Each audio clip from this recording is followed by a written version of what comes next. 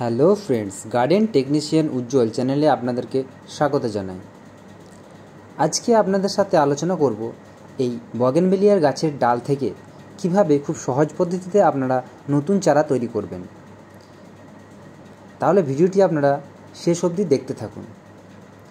এবং আপনি যদি আমার চ্যানেলে নতুন হয়ে থাকেন তাহলে অবশ্যই চ্যানেলটি সাবস্ক্রাইব করে বেল আইকনটি ক্লিক করে রাখবেন, যাতে নেক্সট ভিডিও পোস্ট করার সঙ্গে সঙ্গে আপনার নোটিফিকেশানে পৌঁছে যায়। চলুন তাহলে শুরু করা যাক। প্রথমেই দেখতে পাচ্ছেন আমরা ডাল কেটে নিচ্ছি। খুব বড় ডাল নেওয়ার দরকার নেই, একটু পুরনো ডাল হতে হবে এবং কচি ডাল নেওয়া যাবে না। সাইজগুলো আপনারা দেখতেই পাচ্ছেন, ঠিক এরকম সাইজের ডাল আপনারা কেটে নেবেন। একটা ধারালো অস্ত্র বা গোলাপ কাটার দিয়ে আপনারা এই ডালগুলো কেটে নিতে পারেন। এই ডাল থেকে চারা তৈরি করার আগে আপনাদেরকে একটা জিনিস জানিয়ে রাখি, সেটা হচ্ছে আপনারা কোন সময় এই কাজটা করবেন। কাটিং থেকে চারা খুব ভালো হয় যেই সময়টা, সেটা হচ্ছে ফেব্রুয়ারির 25 তারিখ থেকে শুরু করে মার্চের 15 তারিখ অবধি। এছাড়াও বর্ষাকাল হচ্ছে এই ডালের কাটিং থেকে চারা তৈরি করার উপযুক্ত টাইম। দেখতেই পাচ্ছেন আমরা যে ডালগুলো কেটে নিয়েছি, এইগুলোর পাতাগুলো সব ক্লিয়ার করে দিতে হবে, একটাও পাতা রাখা যাবে না এবং যত ছোট ছোট ডালপালা রয়েছে সেগুলো সব কেটে ক্লিন করে নিতে হবে। আমি এখন সব ডালগুলো ফ্রেশ করে নিচ্ছি। বন্ধুরা, তবে আপনারা যদি এই ডালের চারা তৈরি করেন অবশ্যই আপনারা একটু ছায়া জায়গায় কাজটা করবেন। বর্ষা হোক বা গ্রীষ্ম, একটু ছায়া জায়গায় করার চেষ্টা করবেন। দেখতে পাচ্ছেন ডালগুলো এইভাবে ফ্রেশ করে নিতে হবে আপনাদেরকে, যাতে একটাও পাতা না থাকে। এরপর আমরা রুট হরমোন ব্যবহার করব। দেখতে পাচ্ছেন এটি হচ্ছে কাটিং পাউডার বা রুট হরমোন। এটা আপনারা যে কোনো সারের দোকান থেকে পেয়ে যাবেন। 55 টাকা প্রিন্ট আছে, এটা 40 টাকা 35 টাকার মধ্যে আপনারা পেয়ে যাবেন। এটি ব্যবহার করার সঠিক নিয়ম আমার ফুল ভিডিও আছে আপনার চ্যানেলে, আপনারা দেখতে পারেন। তাছাড়াও আপনাদেরকে এই ব্যবহারের নিয়মটা জানিয়ে দিচ্ছি। প্রথমে যে কাটিং পাউডারের ঢাকনাটা রয়েছে, এই ঢাকনাটিতে আপনারা এটা গুলতে পারেন। এটা হচ্ছে লিভিক্স কোম্পানি এই ঢাকনাটা গোলার জন্যই দিয়ে থাকে, তবে আপনি অন্য পাত্রেও গুলতে পারেন। যেমন আমি অন্য পাত্রতে গুলছি। প্রথমেই এটা খুলে নিলাম, তারপর যে চামচটা দিয়েছে সেই চামচে পরিমাণ মতো নিয়ে নেবেন। আপনার যতগুলো ডাল থাকবে সেরকম মতো নিয়ে নেবেন। এটা কম বেশি হলে কোনো অসুবিধা নেই, ঠিক আছে। ঠিক এইভাবে একটা পাত্রে নিয়ে নেবেন। তারপর খুব সামান্য পরিমাণে জল দিয়ে প্রথমে এটাকে আটার মতো মেখে নিতে হবে। মাথায় রাখতে হবে জল বেশি হয়ে গেলে কিন্তু আর মাখাতে পারবে না। তাহলে প্রথমে আটার মতো মেখে নেবেন, তারপর আস্তে আস্তে জল বাড়াবেন।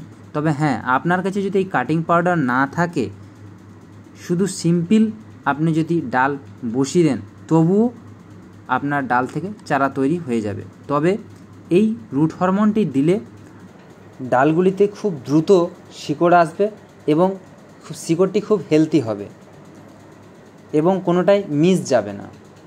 সেই কারণেই এই কাটিং পাউডার নার্সারিতে ব্যবহার করে থাকে।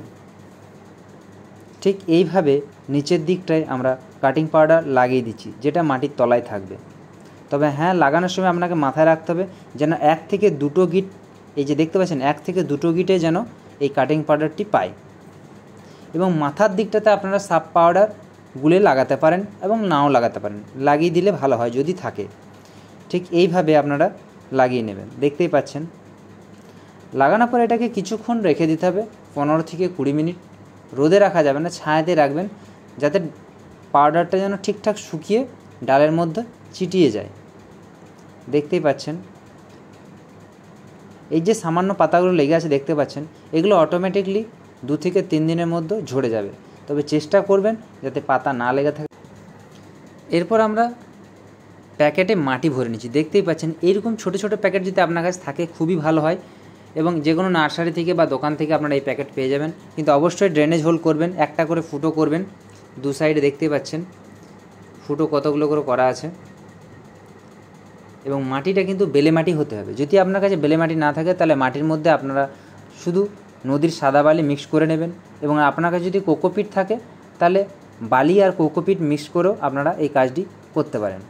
এবং এছাড়া আপনি শুধু বালিতেও এই কাজটি করতে পারবেন। এবং যাদের কাছে এই প্যাকেট নেই তারা জল খাওয়ার যে প্লাস্টিকের গ্লাস হয় এগুলো 1 টাকায় 3-4টে করে পেয়ে যাবেন। এই গ্লাসগুলো আপনারা ব্যবহার করতে পারেন। জাস্ট তলে একটা ফুটো করে দেবেন বড় করে। দেখতে পাচ্ছেন প্যাকেটগুলো হয়ে যাওয়ার পর ভালো করে জল দিয়ে ভিজিয়ে দিচ্ছি মাটিটা।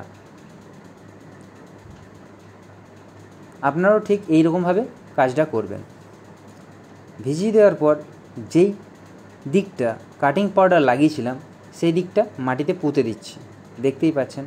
কিন্তু হ্যাঁ, বর্ষার সময় করলে আপনাদেরকে ধ্যান রাখতে হবে, রেগুলার টানা বৃষ্টি হলে গোড়া পচে যাওয়ার সম্ভাবনা থাকে। সেক্ষেত্রে আপনারা ওপরে কিছু প্লাস্টিক দিয়ে ছাউনি করে দেবেন বা শেডের মধ্যে রেখে দেবেন। বর্ষাকালে আলাদা করে জল দিতে হয় না, কিন্তু অন্য সময় করলে আপনারা জল দেবেন সময় বুঝে।